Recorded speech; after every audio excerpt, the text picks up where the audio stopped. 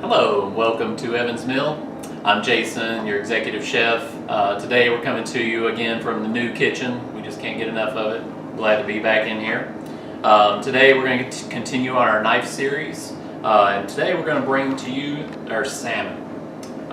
Here we need another protein. Salmon's kind of a unique fish in the way you get to pull the pin bones out. So I'd like to show you guys how to do that. We're going to trim it up and skin it.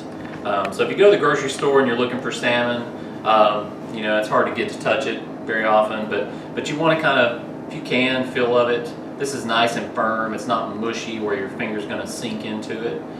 It's also got a good color. You can see the fat lines in this salmon. This is our Tasman salmon. It's a New Zealand product. It's farm raised, but it's a king salmon. Really good fat content. Just a beautiful fish. So what I do when I start out, this has got the pin bones in it. And it's also got the belly fat still on there, and it's still got the skin on. So let's first, I usually start by taking off this belly fat, and we'll kind of use our chef knife and we'll kind of trim off the bottom of that, and we'll go ahead and cut through the skin. Leave that over there, and then we'll flip it around. I'm right-handed, so I usually hold the fish with my left and start with the tail down here. And then I'm going to stick that knife in there and not cut through the skin, but just underneath the flesh, just like that. So you can kind of see. So now once I do this next motion, you're really not cutting through the fish, you're just kind of sliding that knife between the skin. You've got it angled down toward the cutting board, maybe about 10 degrees. And I'm pulling on the skin more than I'm pushing with the knife, and just letting it slide through there. It's easier done than said, or done said than done, something like that. But that's what you want, okay? That takes some practice. Don't get discouraged. If it doesn't come off in one piece, just flip it over and you can trim it off that way. But once you get the skin off, you got to open your toolbox now. We get our needle nose pliers, and that really is the best tool to do this with. And if you lay this down, you can feel them. They run in a line and they start all the way at the end toward the head of the fish, and they'll run all the way down almost, that's probably halfway, and then they stop as you get toward the tail.